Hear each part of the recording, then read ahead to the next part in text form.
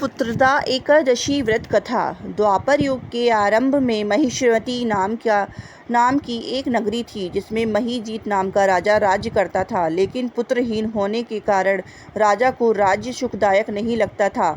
उसका मानना था कि जिसके संतान ना हो उसके लिए यह लोक परलोक दोनों ही दुखदायक होते हैं। पुत्र सुख की प्राप्ति के लिए राजा ने अनेक उपाय किए, परंतु राजा को पुत्र प्राप्ति नहीं हुई।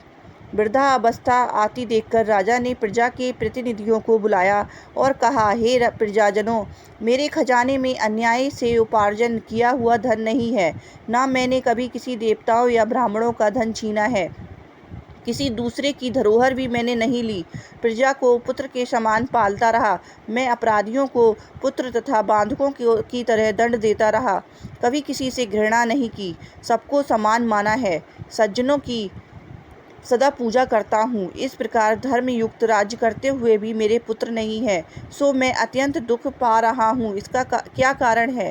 राजा महिजीत की इस बात को विचारने के लिए मंत्री तथा प्रजा के प्रतिनिधि वन को गए। वहाँ बड़े बड़े ऋषि मुनियों के दर्शन किए।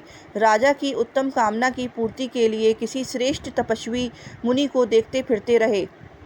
एक आश्रम में उन्होंने अत्यंत वयोवृद्ध, धर्म के ज्ञाता, बड़े तपस्वी, परमात्मा में मन लगाए हुए, निराहार, जितेंद्रिय, जितात्मा, जित क्रोध, सनातन धर्म के गुण तत्वों को जानने वाले, समस्त शास्त्रों के ज्ञाता महात्मा लोमश मुनि को देखा, जिनका कल्प के व्यतीत होने पर एक रोम गिरता था।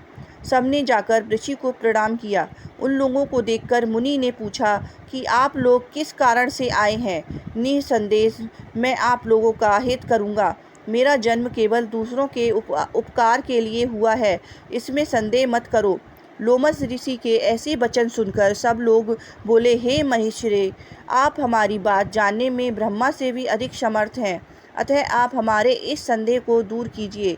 महिष्मती पुरी का धर्मात्मा राजा महिजीत प्रजा का पुत्र है, पुत्र के समान पालन करता है, फिर भी वह पुत्रहीन होने के कारण दुखी है। उन लोगों ने आगे कहा कि हम लोग उसकी प्रजा हैं, अतः उसके दुख से हमें भी दुखी हैं। आपके दर्शन से हमें पूर्ण विश्वास है कि हमारा यह संकट अवश्य दूर हो जाएगा, क्योंकि महान पुरुषों के दर्शन मात्र से अनेक कष्ट दूर हो जाते हैं। अब आप कृपा करके राजा के पुत्र होने का उपाय बताएं।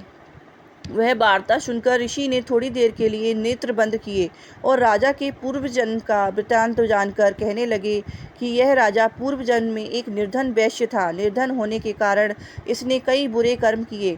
यह एक गांव से दूसरे गांव व्यापार करने जाया करता था। एक समय ज्येष्ठ मास के शुक्ल पक्ष की द्वादशी के दिन मध्याह्न के समय जबकि वह 2 दिन से भूखा प्यासा था, एक जलाशय पर जल पीने गया। उसी स्थान पर एक तत्काल ही ब्याई हुई प्यासी गौ जल पी रही थी।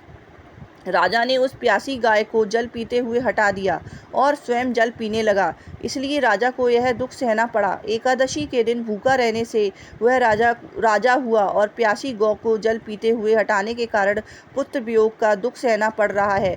ऐसा सुनकर सब लोग कहने लगे कि हे ऋषि, शास्त्रों में पापों का प्रायश्चित भी लिखा है, अतः जिस प्रकार राजा का यह पाप नष्ट हो जाए, आप ऐसा उपाय बताइए। लोमश मुनि कहने लगे कि श्रावण शुक्ल पक्ष की एकादशी को, जिसे पुत्रदा एकादशी भी कहते हैं, तुम सब लोग व्रत करो और रात्रि को जागरण करो, तो इससे राजा का यह पूर्व जन्म का पाप अवश्य नष्ट हो जाएगा, साथ ही राजा को पुत्र की अवश्य प्राप्ति होगी। लोमश ऋषि के ऐसे वचन सुनकर मंत्रियों सहित सारी प्रजा नगर के वापस लौट आई और जब श्रावण शुक्ल एकादशी आई तो ऋषि की आज्ञा अनुसार सबने पुत्रदा एकादशी का व्रत और जागरण किया। इसके पश्चात द्वादशी के दिन इसके पूर्ण का फल राजा को दिया। इस पूर्ण के प्रभाव से रानी ने गर्भ धारण किया और प्रसव काल समाप्त होने पर उसके एक बड़ा तेजस्वी पुत्र उत्पन्न हुआ। इसलिए हे राजन, इस श्रावण शुक्ल एकादशी का नाम पुत्रदा पड़ा। अतः संतान सुख की इच्छा हासिल करने वाले इस व्रत को अवश्य करें। इसके महात्म्य को सुनने से मनुष्य सब पापों से मुक्त हो जाता है और इस लोक से संतान सुख भोग कर परलोक में स्वर्ग को प्राप्त होता है। बोलो जय श्री हरि।